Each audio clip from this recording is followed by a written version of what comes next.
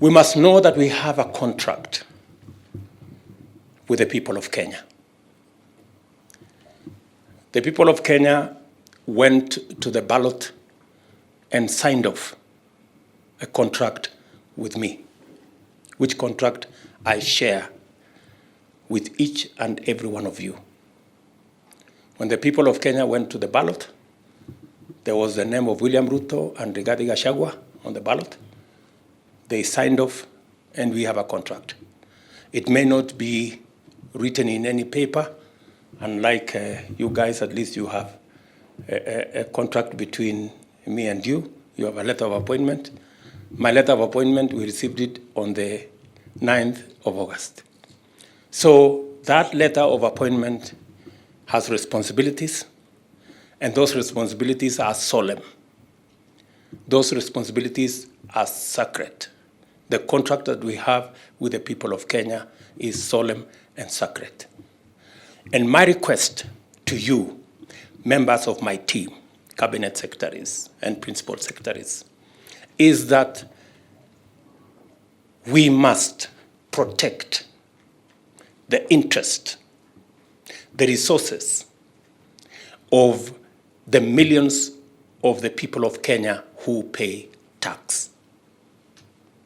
Before you sign off any contract, as you work with anybody that comes to work with government, your position must be informed by the interest of the people of Kenya, the people who do not have ties. Some of them don't even have shoes.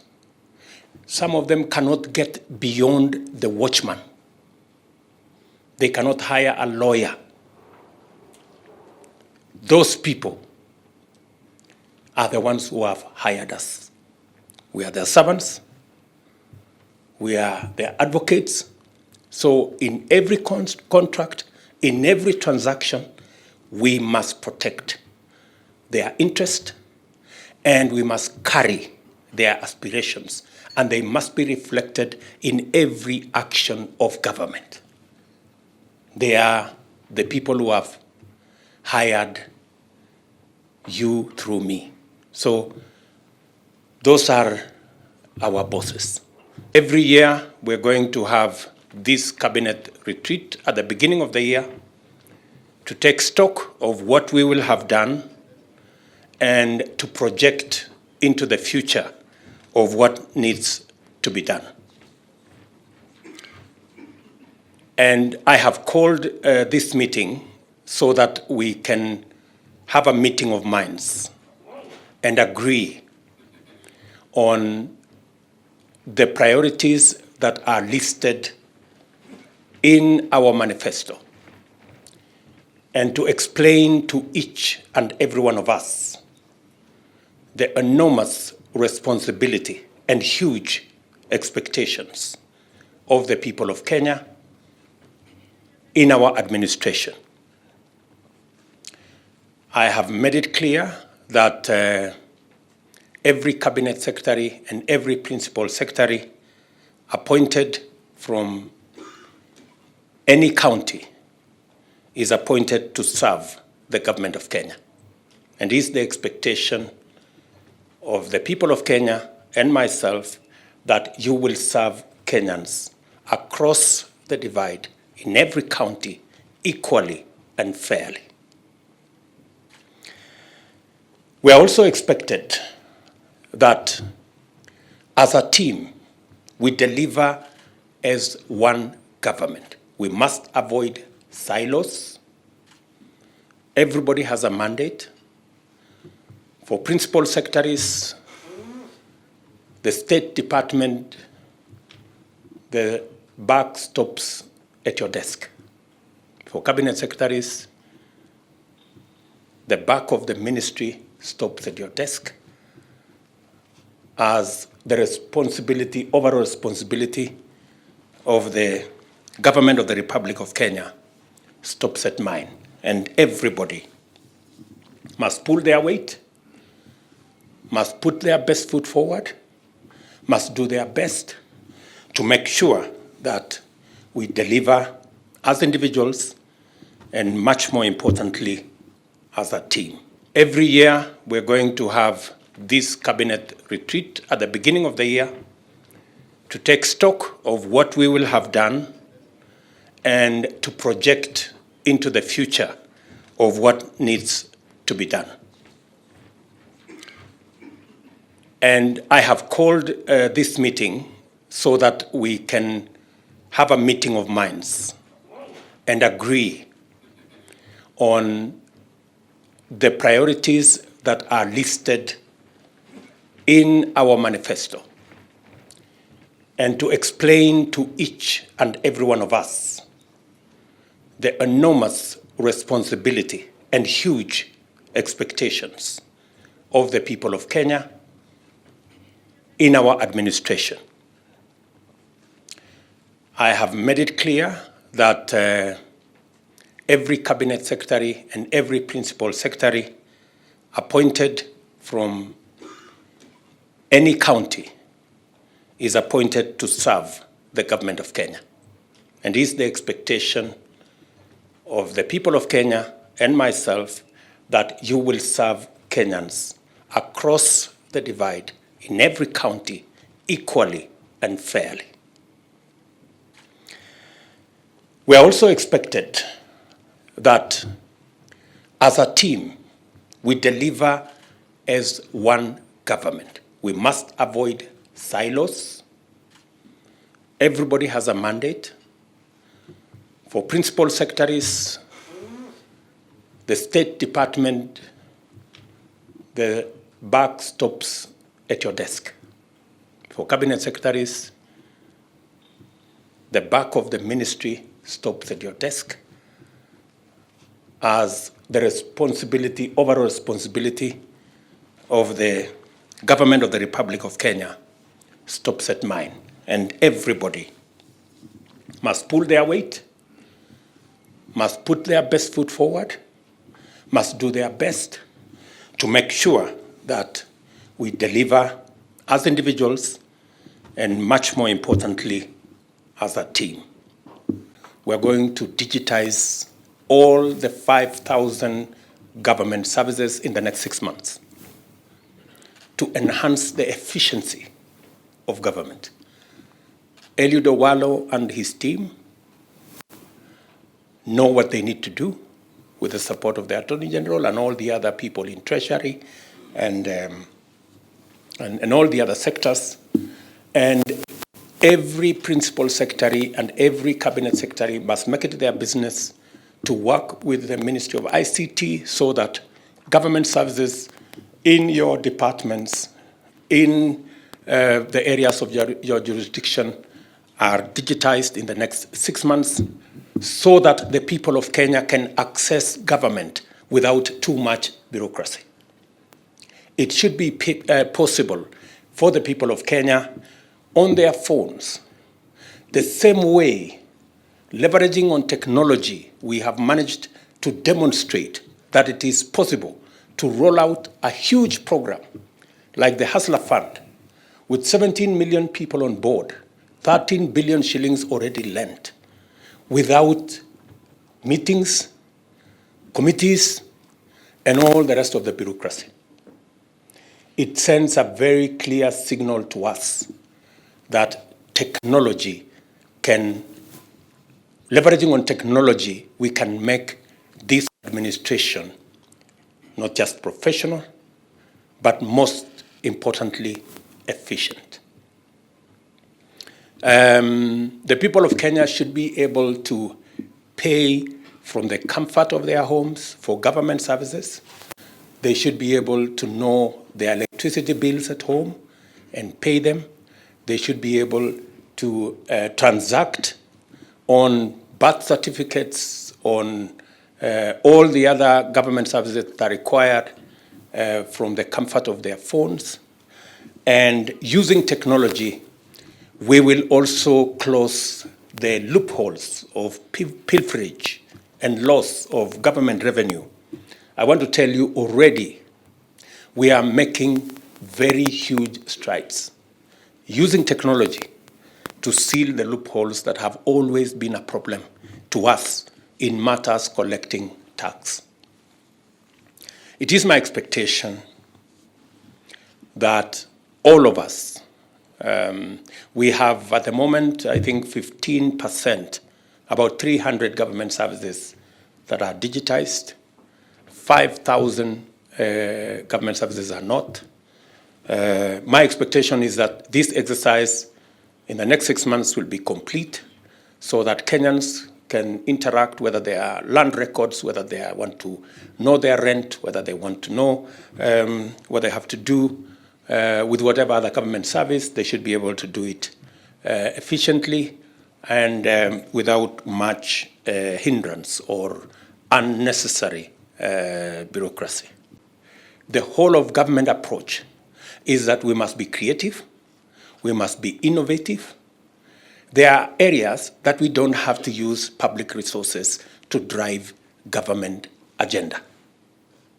There are areas that we need to be creative, bring on board the private sector, create or consolidate and formulate and package government programs into investment opportunities and get the private sector to invest in those opportunities where there are revenues that can support investment in those areas. Case in point is the Ministry of Water. We have agreed that water is a commodity that we can sell to our off-takers who want to use the water for irrigation, to off-takers who want to use water for all the other services, and we should be able to package our water harvesting activities and water harvesting programs into investment opportunities and get the private sector to come on board. That can be replicated in many government programs that are in our manifesto. The whole of government approach is bottom up. We have agreed that our approach, whether we are thinking about our interventions in the economic sector, it must be from the bottom up.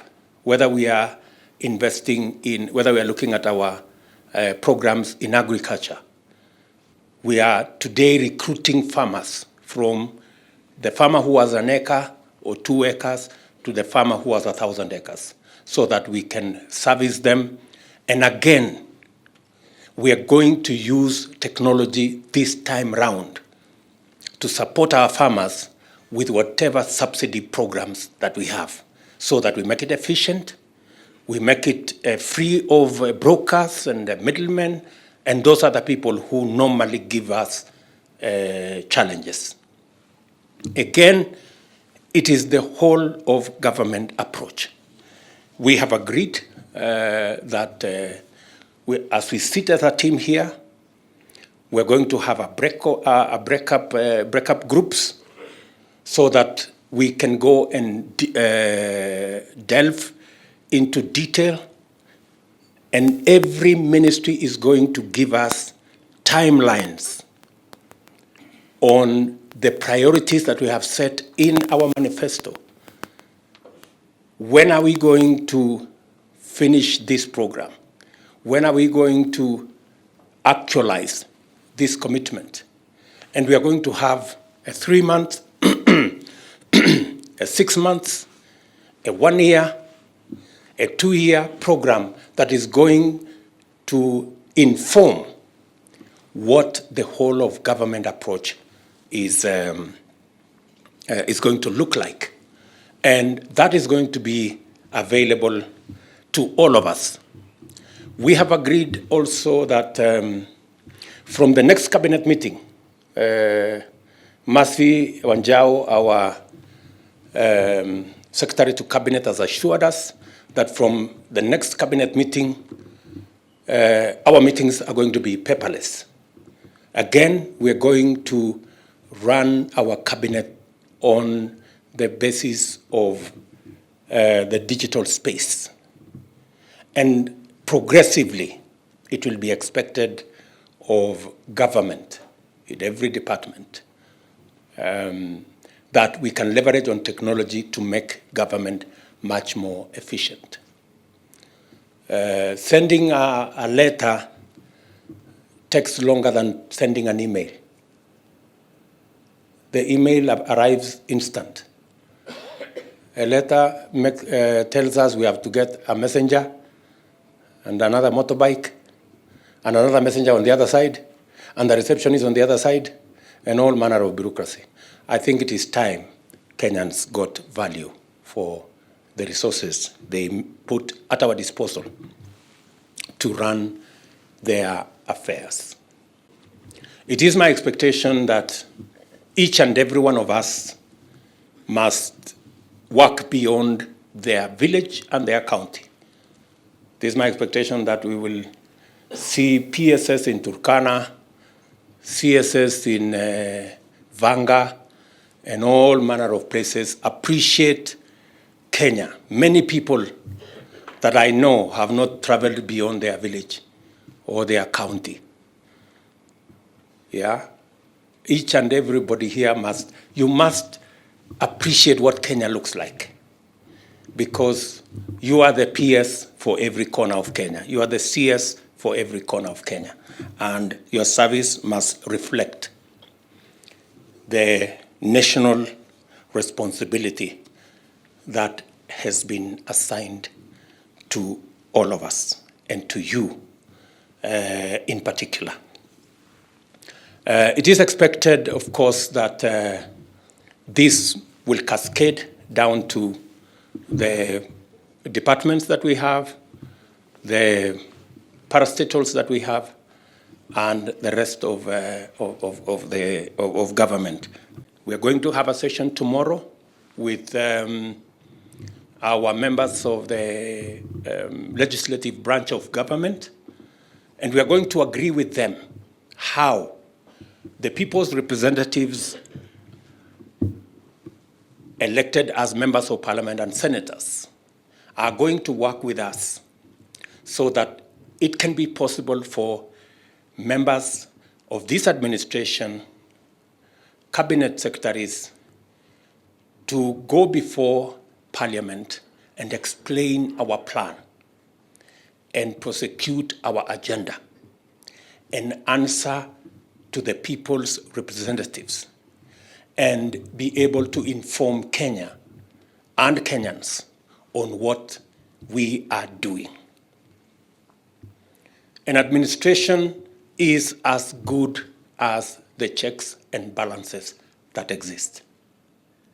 And therefore, we are ready to subject ourselves to accountability and to oversight, so that before it is too late, we can know whether things are going right or things are going not so right, and we can be able to know what we are going to do.